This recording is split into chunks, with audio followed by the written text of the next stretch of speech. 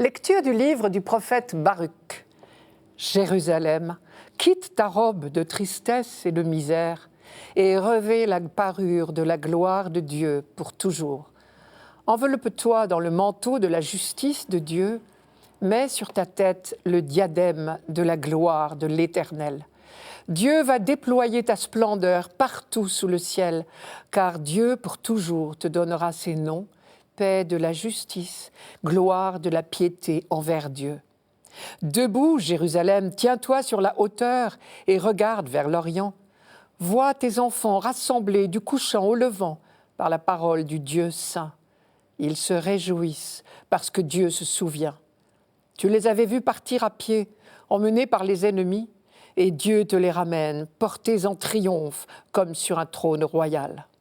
Car Dieu a décidé que les hautes montagnes et les collines éternelles seraient abaissées et que les vallées seraient comblées. Ainsi, la terre sera aplanie, afin qu'Israël chemine en sécurité dans la gloire de Dieu. Sur l'ordre de Dieu, les forêts et les arbres odoriférants donneront à Israël leur ombrage, car Dieu conduira Israël dans la joie, à la lumière de sa gloire, avec sa miséricorde et sa justice. Il est magnifique, ce texte. En même temps, nous avons une impression de déjà-vu. Pas étonnant, puisque par endroits, il recopie des phrases entières du prophète Isaïe. On ne sait pas qui était l'auteur du livre de Baruch. C'est certainement un prophète vers le IIe siècle avant Jésus-Christ. On ne connaît pas son nom, mais il avait une admiration sans borne pour Jérémie, et il a repris comme nom d'auteur celui du secrétaire de Jérémie, Baruch. Cela se faisait couramment à l'époque. Et prendre le nom de Baruch, c'était surtout une manière de s'inscrire dans la filiation spirituelle de Jérémie, le grand prophète de l'espérance. Car à l'époque où notre prophète écrit, la tentation est grande de désespérer. Toutes les belles promesses de Dieu, inlassablement répercutées par ses prophètes, s'accompliront-elles un jour ? Au contraire, le fameux jour de Dieu dont parlait Jérémie, le temps de la nouvelle alliance, celui du règne de Dieu, c'est-à-dire de la justice, de la paix pour tous et pour toujours, semble s'énoyer un peu plus chaque matin. Alors, pour regonfler les énergies de ses contemporains, l'auteur reprend à son tour les grands oracles d'espérance du livre d'Isaïe. Ce n'est pas du plagiat, c'est une profession de foi dans la validité des promesses. Nous avons rencontré exactement ce phénomène la semaine dernière, avec un texte inséré dans le livre de Jérémie des siècles après sa mort. Je reviens à Baruch. Les textes de l'auteur du livre de Baruch, plutôt que l'auteur du livre de Baruch a copié du livre d'Isaïe, datent de l'exil à Babylone ou de la période suivante. Ils sont empruntés soit au deuxième, soit au troisième Isaïe. Certains concernent la gloire future de Jérusalem. D'autres annoncent le retour des exilés. Je commence par les promesses de retour au pays. Pour annoncer que les Juifs déportés à Babylone par Nabuchodonosor allaient être bientôt libérés et prendre le chemin du retour, Isaïe avait raconté que le désert qui sépare Jérusalem de Babylone allait devenir une véritable autoroute. Et Baruch reprend en écho « Dieu a décidé que les hautes montagnes et les collines éternelles seraient abaissées et que les vallées seraient comblées, afin qu'Israël chemine en sécurité dans la gloire de Dieu. » Autre image, dans le désert, par hypothèse, il n'y a pas de végétation. Pour annoncer le retour comme un miracle de Dieu, Isaïe annonçait des arbres magnifiques. Baruch dit à son tour « Sur l'ordre de Dieu, les forêts et leurs arbres odoriférants donneront à Israël leur ombrage. Car Dieu conduira Israël dans la joie, à la lumière de sa gloire, lui donnant comme escorte sa miséricorde et sa justice. » Cette fois, j'ai envie de dire, ce sont les talus de l'autoroute qui sont boisés d'arbres odoriférants. Quant à la gloire future de Jérusalem, le deuxième Isaïe disait « Surgis, surgis, revête-toi de puissance, ô Sion, revêt les habits de splendeur, Jérusalem, ville de la sainteté. » Et nous entendons chaque année pour la fête de l'Épiphanie le fameux « Debout, Jérusalem resplendit, elle est venue ta lumière, et la gloire du Seigneur s'est levée sur toi. C'est du 3e Isaïe. Ce que Baruch reprend pour ses contemporains, debout, Jérusalem, quitte ta robe de tristesse et de misère et revêt la parure de la gloire de Dieu pour toujours. Dieu va déployer ta splendeur partout sous le ciel. Il faut prendre le temps de s'arrêter sur ces phrases inouïes si on veut bien réfléchir. Revêt la parure de la gloire de Dieu pour toujours. Il s'agit, ni plus ni moins, de devenir porteur du rayonnement même de Dieu. Évidemment, on peut se poser la question, si le livre de Baruch est beaucoup plus tardif que celui d'Isaïe, pourquoi la reprise de toutes ces promesses ? L'exil à Babylone est fini depuis bien longtemps. Ce n'est donc plus aux déportés du VIe siècle qu'il promet le retour. Mais pour qui donc alors reprend-il les thèmes et même les mots des prophètes du passé ? En fait, les exilés auxquels il s'adresse sont les Juifs de la dispersion, ce qu'on appelle la diaspora. Toutes ces communautés juives répandues dans le monde gréco-romain et qui se sentent comme exilés de Jérusalem. Le prophète sait bien que malgré les vicissitudes de l'histoire, le projet de Dieu sur Jérusalem et sur l'humanité tout entière se réalisera. Baruch prêchait donc, tout comme Isaïe, dans une période de découragement et de morosité. Voilà une belle leçon de foi et d'espérance pour nous. Tous les drames de notre temps, quels qu'ils soient, ne doivent pas entamer nos énergies. Au contraire, ils doivent les décupler.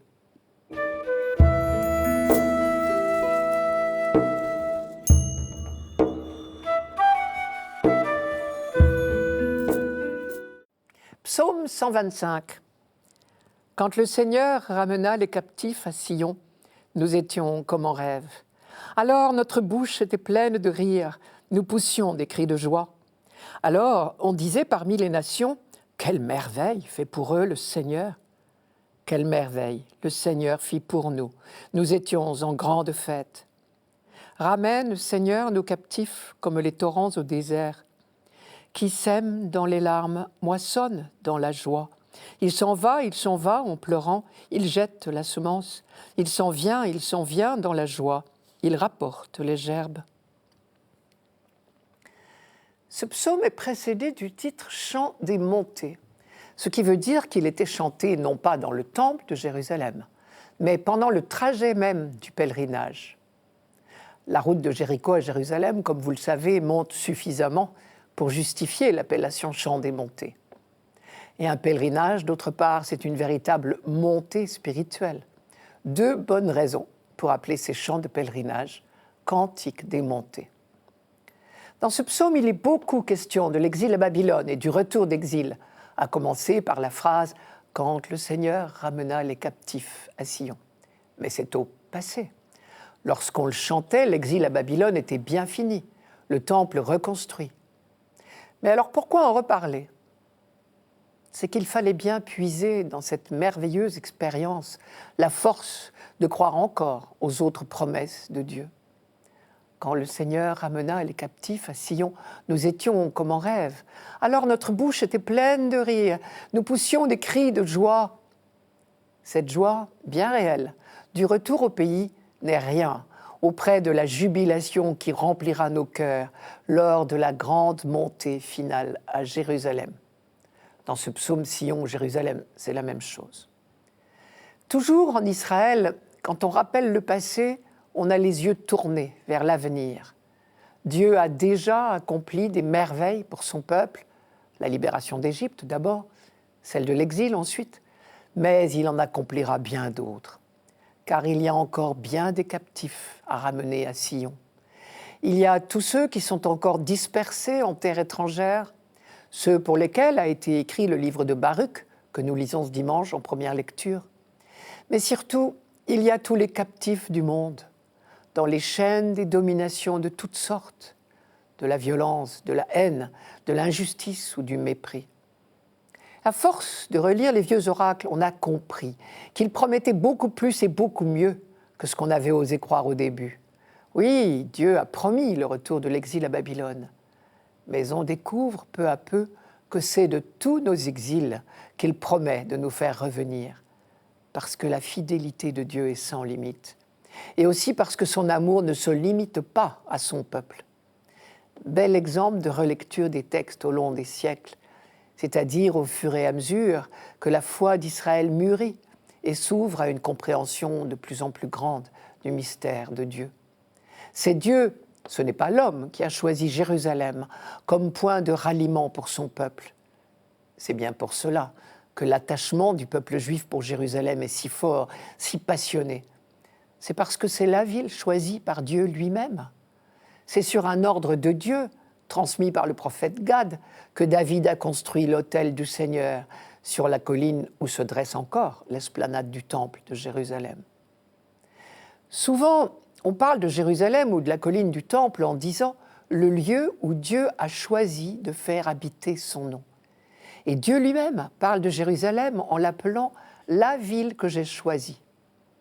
C'est dire le poids symbolique accumulé sur le nom de Jérusalem au long des générations. Puisqu'elle est le lieu visible de la présence de Dieu, elle est la ville sainte par excellence, la ville de Dieu lui-même, bien plus que la ville de son peuple. Et puis, au long des siècles, la foi biblique va continuer à se développer dans le sens d'une ouverture croissante sur l'ensemble de l'humanité. Au fur et à mesure qu'on découvre que l'élection d'Israël est au service du salut de l'humanité tout entière, on entrevoit Jérusalem non plus seulement comme la patrie des fils d'Israël, mais comme le point de ralliement ultime de tous les peuples. Isaïe ouvre souvent de telles perspectives. Par exemple, je cite Isaïe, « Les nations vont marcher vers ta lumière et les rois vers la clarté de ton aurore. Un afflux de chameaux te couvrira. » Et là, l'auteur cite les nations les plus opulentes du monde connu. De tout jeunes chameaux, de Madian et d'Épha, tous les gens de Saba viendront. Ils apporteront de l'or et de l'encens et se feront les messagers des louanges du Seigneur. Ou encore, il arrivera dans l'avenir que la montagne de la maison du Seigneur sera établie au sommet des montagnes et dominera sur les collines. Toutes les nations y afflueront. Des peuples nombreux se mettront en marche et diront « Venez, montons à la montagne du Seigneur, à la maison du Dieu de Jacob. » Si bien que quand notre psaume est chanté sur la route qui mène à Jérusalem, on a conscience de se diriger vers le centre de la vie d'Israël, mais aussi vers l'aboutissement du projet de Dieu pour toute l'humanité. Car un jour, ce ne seront plus les seuls exilés qui emprunteront cette route, ce ne seront plus les seuls pèlerins d'Israël, ce seront tous les peuples. Je cite encore une fois Isaïe. « Le Seigneur, le Tout-Puissant, va donner sur cette montagne un festin pour tous les peuples, un festin de viande grasse et de vin vieux, de viande grasse et de vin décanté. Il fera disparaître sur cette montagne le voile tendu sur tous les peuples, l'enduit plaqué sur toutes les nations. » C'est au chapitre 25 d'Isaïe. Ça veut dire que c'est l'humanité tout entière qui est invitée au banquet de Dieu.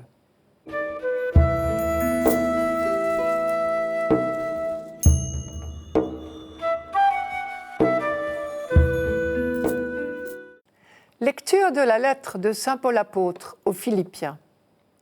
Frères, à tout moment, chaque fois que je prie pour vous tous, c'est avec joie que je le fais, à cause de votre communion avec moi, dès le premier jour jusqu'à maintenant, pour l'annonce de l'Évangile. J'en suis persuadé, celui qui a commencé en vous un si beau travail le continuera jusqu'à son achèvement au jour où viendra le Christ Jésus.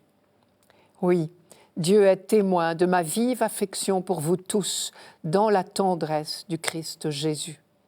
Et dans ma prière, je demande que votre amour vous fasse progresser de plus en plus dans la pleine connaissance et en toute clairvoyance pour discerner ce qui est important. Ainsi serez-vous purs et irréprochables pour le jour du Christ, comblés du fruit de la justice qui s'obtient par Jésus-Christ pour la gloire et la louange de Dieu. Paul a fondé la communauté de Philippe juste avant celle de Thessalonique, dont nous parlions la semaine dernière. Mais à Philippe, il a pu rester un peu longuement. Il était accompagné de Silas et de Luc. Très vite, une petite communauté s'est formée autour d'eux et une certaine Lydie, marchande de pourpre, en faisait partie et les hébergea chez elle. Mais Paul accomplit là un miracle qui ne fut pas du goût de tout le monde. Luc nous le raconte. Un jour où ils se rendaient au lieu de la prière, ils rencontrèrent une jeune servante qui était voyante. À l'époque, on disait qu'elle avait un esprit de divination. Et visiblement, par ses dons de voyance et ses prédictions, elle faisait gagner beaucoup d'argent à ses maîtres. Or, vous savez que toutes les formes de voyance, de magie, de divination étaient strictement interdites par la loi juive. Mais à Philippe, bien sûr, on n'est pas en pays juif. Or, ce jour-là, la servante voyante en question s'est mise à suivre Paul, Silas et Luc en criant « Ces hommes sont les serviteurs du Dieu très haut. Ils vous annoncent la voie du salut. » Et elle recommença le même manège pendant plusieurs jours. À la fin, Paul fut excédé. Et Luc raconte « Paul finit par se retourner et dit à l'esprit « Au nom de Jésus-Christ, je te l'ordonne, sors de cette femme. » Et à l'instant même, l'esprit sortit. Mais voilà, si la servante cessait ses activités de voyance, cela ne faisait pas l'affaire de ses maîtres. Du coup, ils se vengèrent et dénoncèrent Paul et ses compagnons aux autorités romaines sous prétexte qu'ils jetaient le trouble dans la ville et qu'ils portaient atteinte aux bonnes mœurs. Ensuite de quoi, Paul et Silas furent roués de coups, jetés en prison, mais délivrés miraculeusement dès la nuit suivante par un tremblement de terre fort opportun. Leurs juges virent là un signe du ciel et préférèrent les libérer, tout en les priant bien poliment de déguerpir, ce qu'ils ont fait. Les actes des apôtres ne reparleront pas de la ville de Philippe. On ne saura donc plus rien d'elle, sinon ce que Paul en dit lui-même dans cette lettre. Il est clair seulement qu'il y a laissé une partie de son cœur. Dieu est témoin de mon attachement pour vous tous dans la tendresse du Christ Jésus. Je note au passage qu'il parle de la tendresse, c'est les entrailles même, du Christ Jésus. C'est lui, le Christ Jésus, et non une quelconque sentimentalité qui est la source des relations fraternelles au sein de la communauté chrétienne. Et Paul détaille le contenu de sa prière, qui est peut-être bien une leçon pour nous lorsque nous prions pour ceux que nous aimons. Je cite, « Dans ma prière, je demande que votre amour vous fasse progresser de plus en plus dans la pleine connaissance et en toute clairvoyance pour discerner ce qui est important. » Vous avez remarqué, l'amour est premier. C'est lui qui fait progresser dans la connaissance. Je demande que votre amour vous fasse progresser de plus en plus dans la pleine connaissance. Et quand Paul parle de connaissance, il l'entend au sens biblique. D'ailleurs, il n'emploie pas le mot habituel en grec, gnosis. Il invente un terme, épignosis, qui dit une connaissance d'ordre supérieur à celui de l'intelligence. Il emploie exactement le même mot dans la première lettre à Timothée. Dieu, notre Sauveur, veut que tous les hommes soient sauvés et parviennent à la connaissance de la vérité. Et l'on sait bien qu'il faut traduire « Dieu, notre Sauveur, veut que tous les hommes soient sauvés », c'est-à-dire parviennent à la connaissance de la vérité. Quant à la clairvoyance dont parle Paul ici, il faut l'entendre elle aussi au sens biblique. Il ne s'agit pas de raisonnement intellectuel, mais des yeux du cœur. On pourrait dire les yeux de la foi. Il y a toute une symbolique du regard qui est développée dans la Bible. Cela commence avec Adam, dont les yeux sont faussés par les discours du serpent. Et il y a tous les fils d'Adam, qui ont des yeux pour voir et ne voient pas, selon l'expression des prophètes. Mais il y a aussi les fils d'Abraham, qui savent lever les yeux vers le Seigneur, comme dit un psaume, c'est-à-dire l'aimer, l'adorer, lui faire confiance. Ainsi, les yeux bien ouverts, les croyants marchent sans trébucher vers le jour du Christ. Ici, comme dans la lettre aux Thessaloniciens que nous lisions dimanche dernier, la perspective de Paul, c'est le jour du Christ. Le chrétien est l'homme de l'attente. Il attend le jour du Christ, c'est-à-dire le jour du triomphe de l'amour. Toute l'histoire humaine et toute histoire personnelle y puisent leur sens. Dans cette croissance du monde nouveau, qui ne sera plus bâti que sur l'amour, nous avons notre rôle à jouer, car l'œuvre de Dieu et l'œuvre de l'homme ne sont pas en concurrence. Au contraire, il s'agit d'une collaboration. Ce qui revient à dire, nous faisons, nous, notre petit possible. Dieu fait le reste.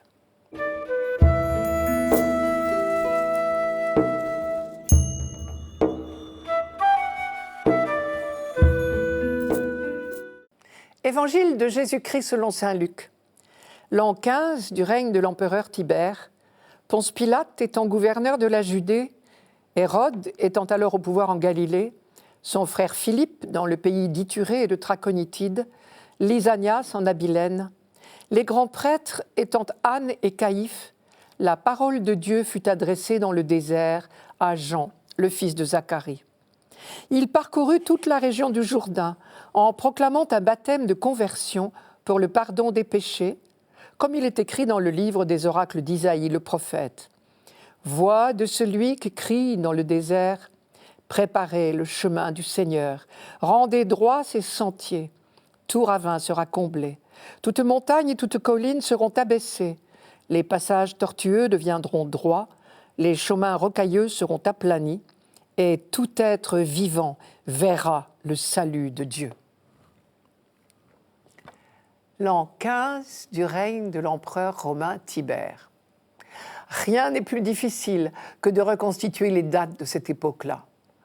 En tout cas, à quelques mois près, une chose est sûre, nous sommes ici en 27 ou 28 après Jésus-Christ, de notre ère, on va dire. Luc nous présente les personnages politiques, d'abord, les personnages religieux, ensuite, qui nourront le drame autour de Jean-Baptiste, puis de Jésus. Un gouverneur romain, Pilate, pour la Judée, c'est-à-dire la région de Jérusalem, des rois issus du pays pour les autres provinces. Pourquoi la Judée a-t-elle un régime à part ?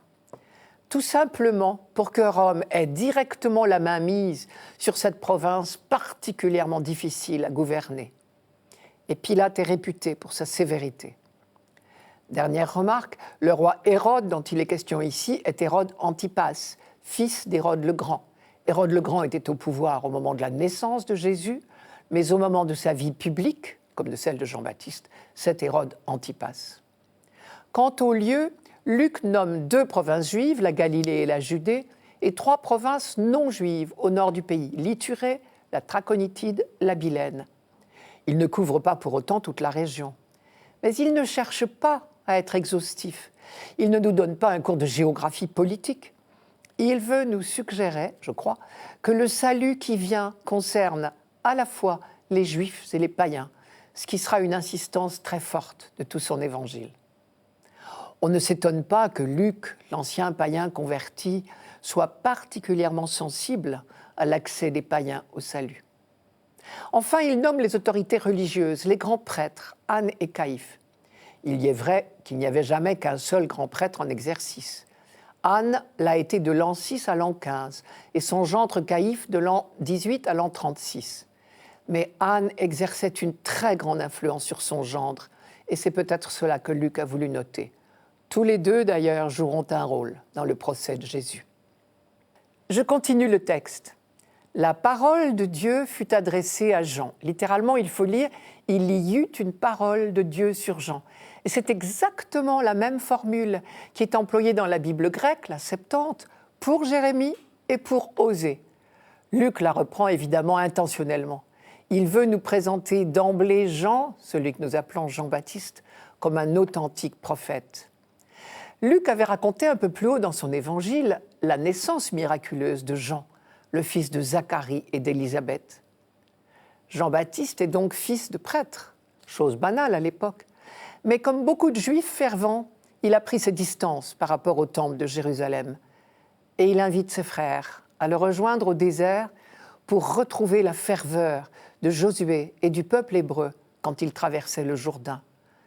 Ce faisant, Jean-Baptiste accomplit une véritable mission de prophète. Je cite, « Il proclamait un baptême de conversion pour le pardon des péchés. » La conversion a toujours été le thème de prédication favori des prophètes.